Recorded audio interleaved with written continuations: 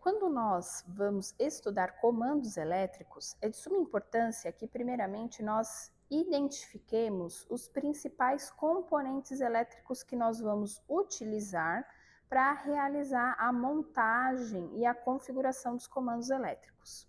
Então, aqui eu tenho os principais componentes elétricos, os mais usuais aí na hora que a gente vai compor os circuitos de comandos elétricos, lembrando que esses são os principais, existem muitos outros. E a gente pode classificar esses componentes elétricos em 4 categorias principais. Então vamos lá, quais são essas categorias? Nós temos os elementos de proteção, que como o próprio nome diz, são os componentes elétricos que têm a função de proteger o nosso circuito. Ok? Proteger, por exemplo, contra curto-circuito, sobrecorrente, sobretensão, sobrecarga, ok? Nós temos também os elementos de sinalização, que como o próprio nome diz, são os componentes elétricos responsáveis em sinalizar eventos que ocorram durante o funcionamento do nosso comando elétrico. E a gente pode fazer essa sinalização por meio de lâmpadas, que seria uma sinalização visual, ou, por exemplo, cigarras, buzinas, sirenes, que seriam uma sinalização de forma auditiva, de forma sonora, ok?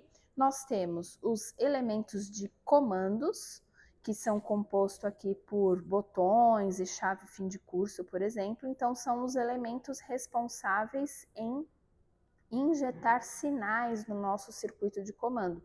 Então, é a partir deles que a gente vai conseguir fazer o comando propriamente dito.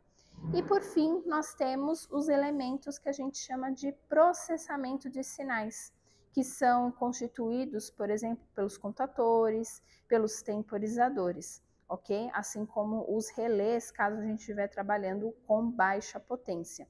Então, a partir dos sinais que são injetados pelos elementos de comando, os elementos de processamento de sinais, que são esses contatores e o temporizador, eles vão analisar os sinais que vão chegar até ele e vão fazer o controle propriamente dito.